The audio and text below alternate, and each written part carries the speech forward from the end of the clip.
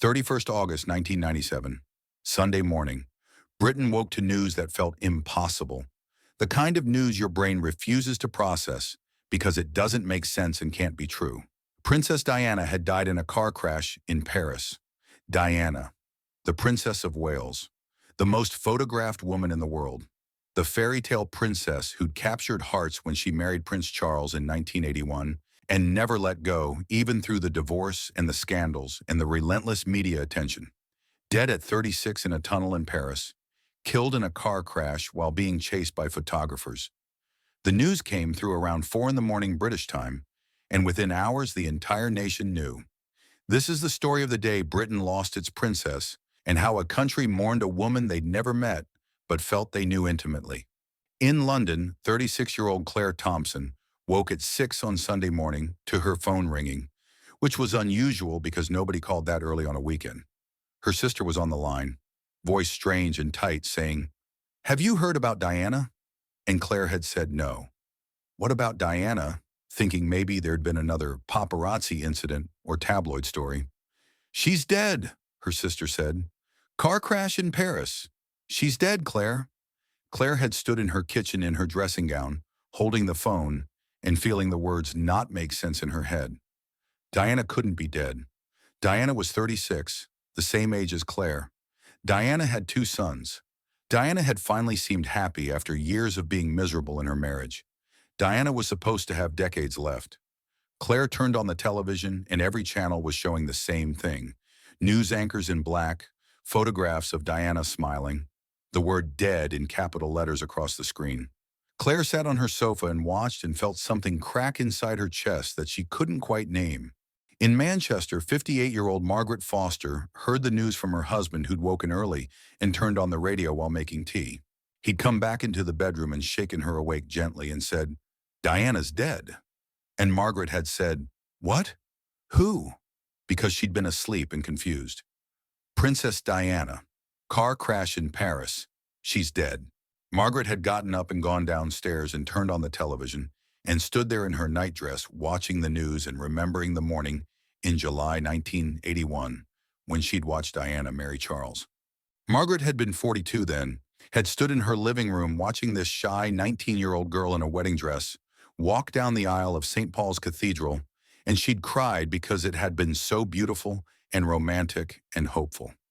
16 years later, standing in the same living room, Margaret cried again because the fairy tale had ended in a tunnel in Paris at midnight, and Diana would never see her sons grow up or find the happiness she'd been searching for. In Edinburgh, 23-year-old Emma Wilson had been out with friends on Saturday night and came home around 3 in the morning, slightly drunk and happy. She'd gone to bed and fallen asleep immediately, and when she woke at 10 on Sunday morning with a headache, her flatmate was sitting on her bed with a strange expression.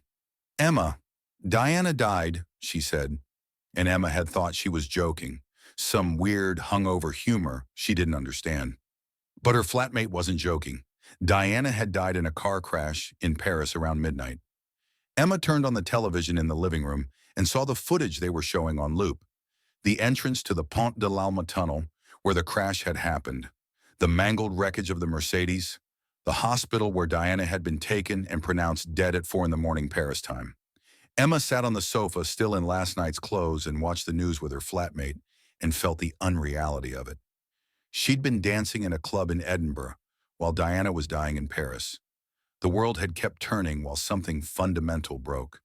The news spread across Britain through television and radio and phone calls, person to person, house to house, a ripple of shock and disbelief that grew into a wave of grief. By midday on Sunday, everyone knew. Princess Diana was dead. The details emerged slowly through the day. Diana had been in Paris with Dodi Fayed, her boyfriend. They'd left the Ritz Hotel after midnight. Paparazzi on motorcycles had chased their car. The driver had been speeding, trying to escape the photographers. The car had crashed in the Pont de l'Alma tunnel. Dodi and the driver had died instantly. Diana's bodyguard had survived.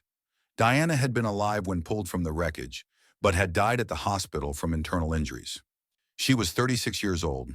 Her sons William and Harry were at Balmoral with their father and grandparents. They'd been told that morning. The Queen had made no public statement. Claire Thompson spent Sunday in a daze, unable to do anything except watch the news. She kept thinking about the fact that Diana was 36, the same age, had the same birthday month even. Claire had grown up watching Diana, had been 13 when Diana married Charles, had followed her through the births of William and Harry, through the slow public collapse of her marriage, through the divorce and the new life she was trying to build. Diana had always seemed so alive, so present, so impossible to kill. Now she was dead and Claire felt like she'd lost someone she knew, even though they'd never met. She called her mother in the afternoon and they talked for an hour about Diana, about the wedding, about the dress, about how young she'd been, about the son she'd left behind. Her mother was crying on the phone, and Claire was crying, and it felt necessary and right to cry, even though Diana was a stranger. Margaret Foster went to church on Sunday evening, even though she wasn't particularly religious. The church was packed with people who'd come for the same reason she had, needing to be with other people, needing to process the grief collectively. The vicar spoke about Diana, about her charity work, about her compassion for people with AIDS and landmine victims, about how she'd changed the royal family by being warm and tactile and emotional. After the service, people stood outside in small groups talking quietly, and Margaret heard the same thing repeated over and over. "I can't believe it. It doesn't feel real. Those poor boys." Everyone was thinking about William and Harry, 15 and 12 years old, who'd lost their mother in the most public way possible. By Monday morning, the grief had become visible. Kensington Palace, where Diana had lived, was surrounded by thousands of people leaving flowers. The flowers had started arriving Sunday night, and by Monday morning, they covered the pavement in the grass and were piled against the palace gates meters deep. People stood in quiet lines waiting to add their bouquets to the growing mountain, and many were crying openly. The flowers came with cards and notes and photographs and teddy bears and balloons. Messages written in marker on pieces of cardboard. "Sleep tight, princess. The people's princess forever. Why did they chase you?" The anger at the paparazzi was growing, the sense that Diana had been literally hunted to death by photographers who'd made millions selling pictures of her. Emma Wilson took the train from Edinburgh to London on Tuesday, needing to be there, needing to see it herself.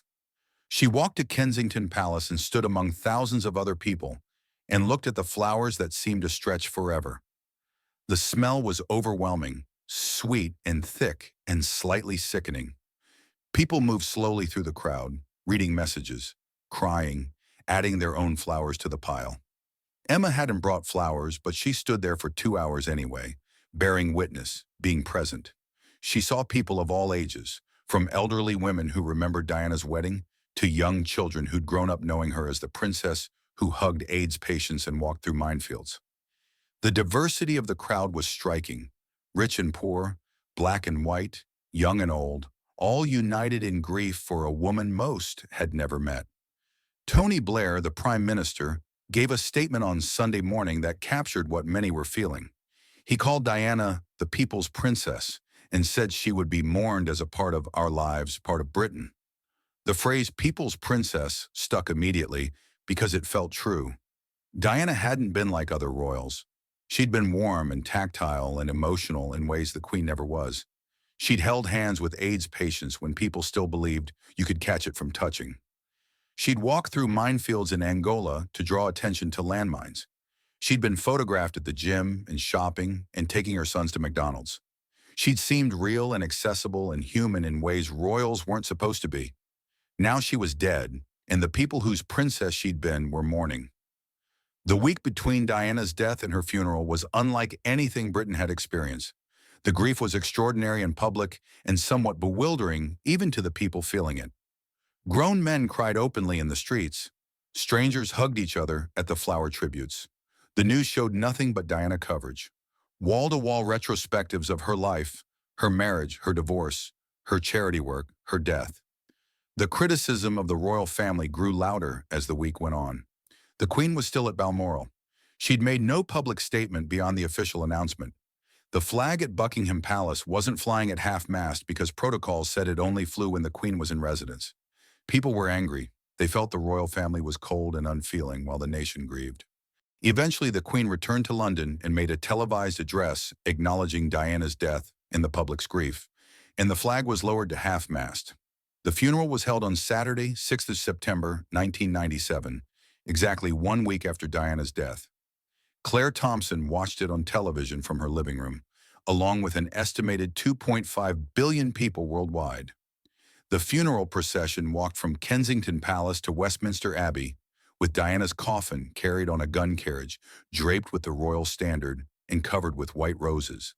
William and Harry, 15 and 12, walked behind their mother's coffin alongside their father, their uncle Earl Spencer, and Prince Philip. The image of those two boys walking behind their mother's coffin, young and devastated and impossibly brave, broke hearts worldwide. The service at Westminster Abbey was both traditional and modern, reflecting Diana herself. Elton John sang "Candle in the Wind" with new lyrics written for Diana, and by the time he finished, there wasn't a dry eye anywhere. Earl Spencer gave a eulogy that was loving and fierce, praising Diana and implicitly criticizing the royal family for how they treated her. Margaret Foster watched the funeral with her entire family gathered in the living room. When William and Harry walked behind the coffin, Margaret's husband reached over and held her hand, and they sat like that for the rest of the service. When Elton John sang "Candle in the Wind," Margaret cried so hard she couldn't see the television. Her daughter, who'd been 5 when Diana married Charles, was crying too. They were all crying, a living room full of people crying for a woman they'd never met. And it didn't feel strange or excessive. It felt necessary. Diana had mattered to them in ways they hadn't fully understood until she was gone. Emma Wilson watched the funeral in a pub in Edinburgh that had opened early specifically to show it. The pub was packed and silent, everyone watching the screens. When William and Harry appeared walking behind the coffin, someone in the pub said, "Oh God, those poor boys," and several people started crying. The pub stayed silent through the entire service, and when it ended, people filed out quietly without the usual chat or laughter. The grief felt communal and British and profound in ways Emma struggled to articulate. What was lost when Princess Diana died? More than just a princess, though she'd been that too. What was lost was possibility. Diana had been 36, young, finally free from her marriage, finding happiness with Dodi, devoted to her charity work. She'd had decades left. Her sons would grow up without their mother. William would become king one day without her there to see it. Harry would navigate his 20s and 30s without her guidance. The world lost someone who'd used her fame and privilege to draw attention to causes others ignored. The royal family lost someone who'd modernize them whether they wanted modernization or not. Britain lost its people's princess, the woman who'd seemed to understand ordinary people in ways royals traditionally didn't. But what was also lost was the possibility of a different ending. Diana's story had been a fairy tale that turned dark, and everyone had been hoping for a redemption arc where she found happiness. Instead, the story ended in a tunnel in Paris at midnight, killed by the same media attention that had made her famous. The paparazzi who chased her car had been trying to get photographs to sell to tabloids that British people bought in millions. Everyone who'd ever bought a magazine with Diana on the cover or clicked on a Diana story was implicated in her death. The collective guilt was part of the grief. Do you remember where you were when you heard Princess Diana had died? Do you remember that Sunday morning? The phone calls, the disbelief, the television on all day showing the same footage? Do you remember the flowers at Kensington Palace? The smell of them, the messages, the teddy bears? Do you remember William and Harry walking behind their mother's coffin, so young and so brave and so broken? Do you remember Elton John singing "Candle in the Wind" and crying through the whole song? Do you remember the week Britain stopped and grieved for a woman most people had never met but felt they knew? If you remember any of this, then Diana isn't completely gone. She's still there in the memory of a shy 19-year-old in a wedding dress, becoming a princess, in the image of her holding hands with AIDS patients, in the photographs of her laughing with her sons. Share your memories of Princess Diana in the comments. Tell us where you were when you heard, what she meant to you, how you grieved. Subscribe for more stories about the moments that changed Britain and the people who defined a generation.